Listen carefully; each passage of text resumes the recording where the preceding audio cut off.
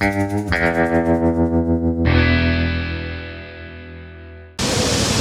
it good to go? He's ready to go. Good deal. Wow, look at all those new points on there. That thing's gonna do a fantastic job. Anna, we gotta go fuel things up now, okay? You keep an eye on the place. Thunder.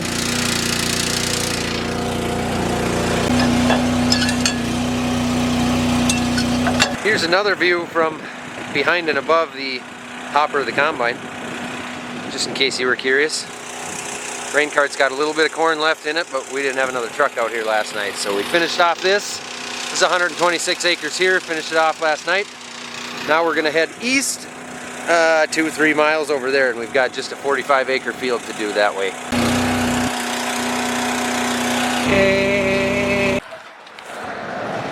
All fueled up, everything looks good for the day. I'm gonna head back to the yard and check the dryer and grab Onyx, bring him to the grain cart.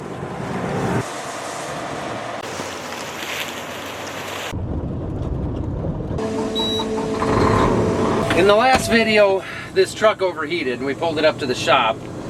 We can't find anything wrong with it, but we're not truck mechanics. We blew out the radiator. The water level, antifreeze level is fine. We don't know what's going on, so we're gonna run it and see if it does it again. Maybe it's a fan clutch. I knew there were gonna be some questions about that, so to answer, we still don't know.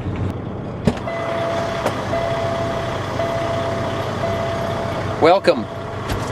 Howdy. Uh-oh. This doesn't look good.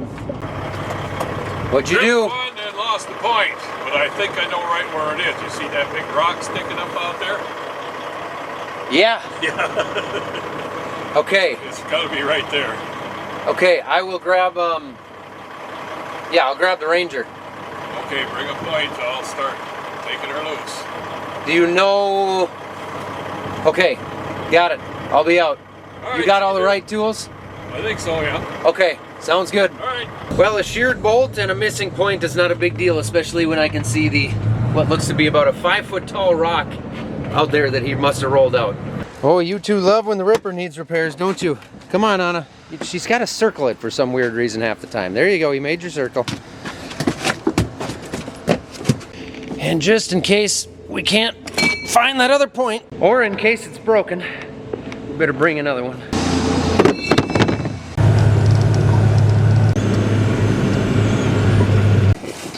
Was that one a pain? This one was kind of a pain.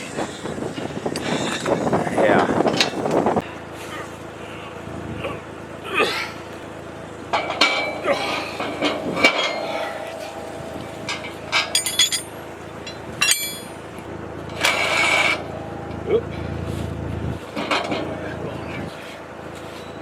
That socket's too fat to fit around.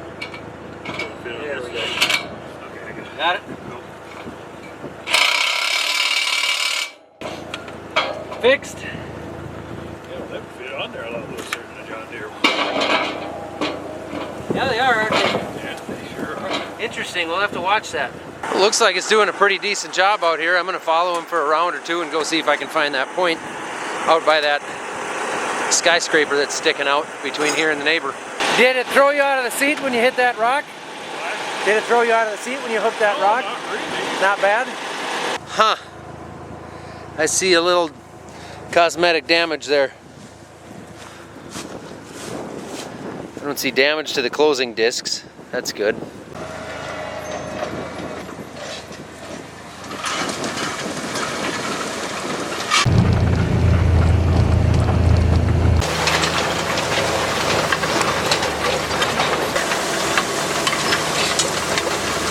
Man, you can hear the buried rocks underneath there every time he catches one.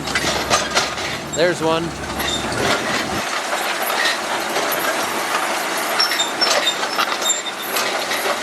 And there's one that used to be buried. No more. You know, back in my day, we picked all the rocks by hand. Yeah, well, you missed that one. Well, there's the crater that it came out of.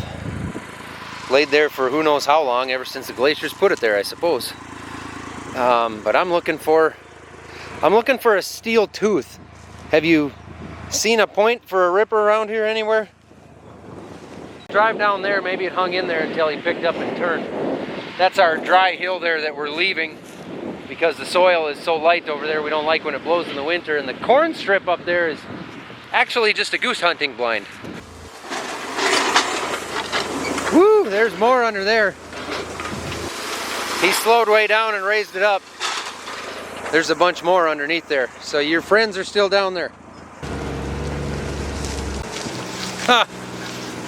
Look what I found. You know what the odd thing is here, doing the math on the direction he was going? The damage to the coil tying in the back is from that rock. This did not hit that rock. This hit one of its buddies.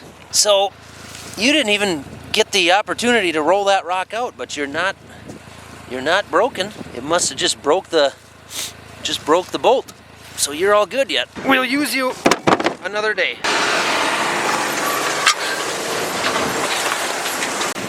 Sugo! Sugo!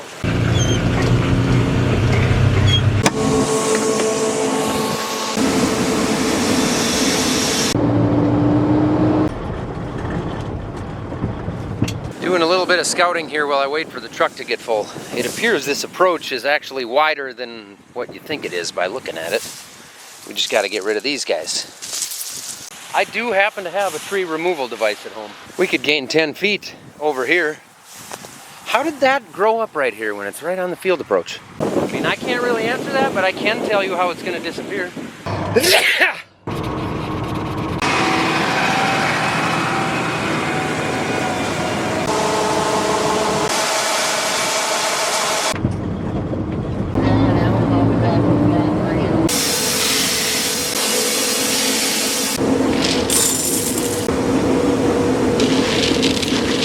Doesn't feel real wet. Definitely seems drier than what we were in yesterday. Yeah, that's drier than what we were in.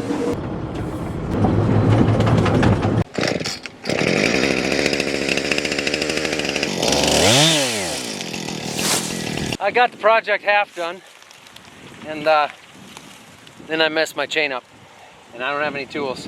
I guess this is why I'm a farmer and not a lumberjack, or maybe a lumberzack. That was a pretty good dad joke.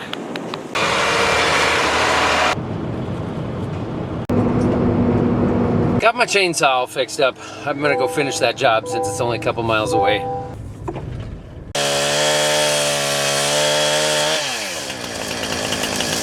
Well, this guy decided to finish the big part of the field. He's headed about 500 feet up there, just on the other side of those trees right up there.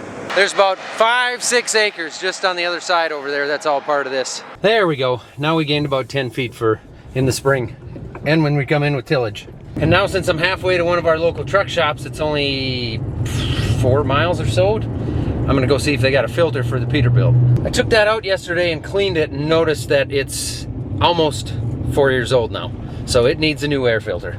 It runs on a lot of dusty roads. They didn't have one, but they got one coming. As luck would have it, I got a text on my phone that the dryer had shut down. Apparently there is a discharge chute open. And I'm relatively confident I know exactly what that means. I had that air system, or the meter roll speed, sped up pretty fast, and I'll bet that air system didn't keep up. Well, now this is what I thought would be the discharge chute. It was, but it's not full. I am CORNfused. I guess maybe let's just try to start things up. Discharge chute 42. Okay. Let's turn this noisy bugger off so I can hear things happening. Start up. I'm gonna go to manual. I'm gonna take this down a long ways. Switch my blower to manual. See if it can start up. If it can't start up, then the pipe is plugged. Increase the hertz so we're at max. Okay, that's flowing.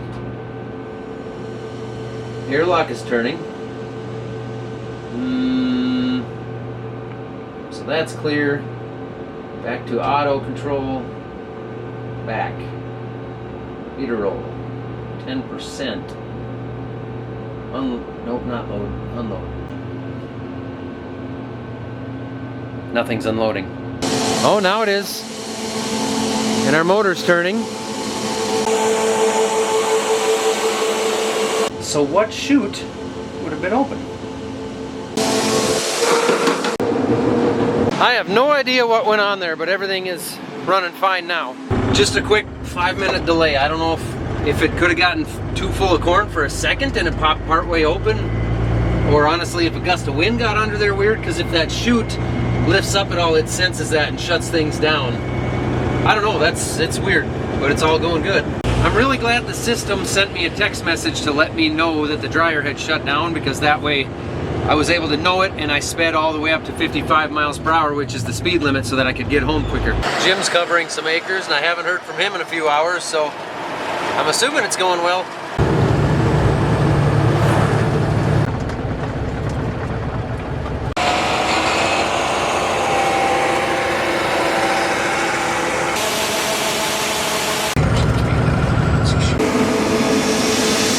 That does it for that 45 acres. Onyx is home, Dad's on his way home. We're a little bit short on help today, which is a little bit on purpose. We're just gonna run out here behind the shed and do some of our home quarter here. We're gonna keep Jim in the tillage equipment and just pick away. We've got more guys lined up to come out in a couple more days here after we move farther from home. Then we've got a bunch of corn 5 miles south and 5 miles north. So next week will be a lot farther from home. We'll have more guys moving. Things will move faster, be a little bit more hectic. We've lost Onyx probably for the rest of the day by the sounds of it.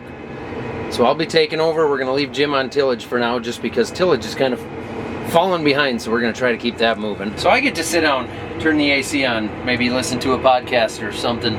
We're opening up this field right next to home, so a little bit slower on the end rows, but this should be a decent field. It normally is.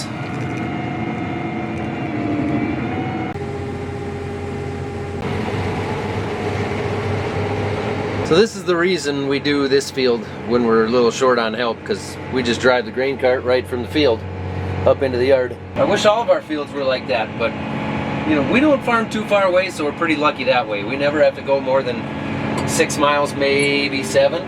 That's as far as our fields get, so we're lucky that way.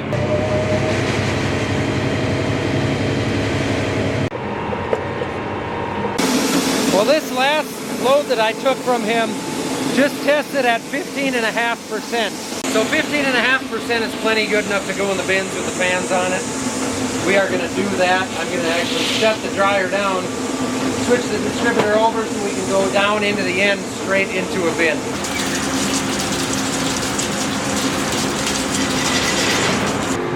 Now,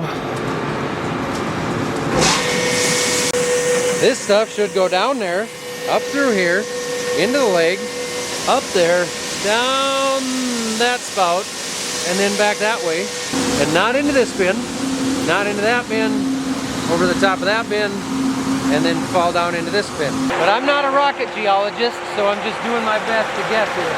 But I know that gate's open and I can see the dust there. I know the other 3 are closed. And I know by now if I was wrong, there'd be a belt squealing at me and about to melt off. A little bit drier corn, a little different condition.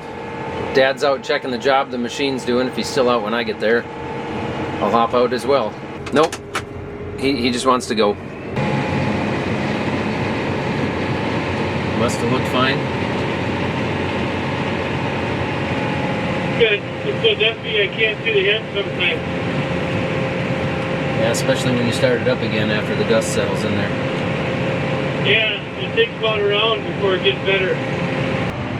Had a corn in that standing spot was going 80 bushels an acre, 11.6 moisture. Dumping, just leaving dumps, constantly being a dumper. I'm gonna test this load also, but I'm pretty sure this one's gonna be dry enough to just go straight into the bin as well. That load averaged just over 16, so between the 2 loads we're right on 16, so I'm running that one in there as well.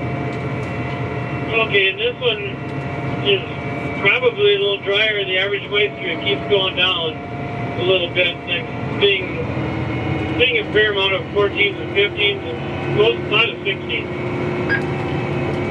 Okay, and I'm almost certain that the center of the wet bin had gone empty when I moved the distributor off of the dryer, because it was calling for corn and the load was on and everything was just kind of clunking, so I think we're out of corn. It'd be kind of nice if most of the fields can go into GSI. We don't have to run the dryer for a couple nights. Yeah, for sure.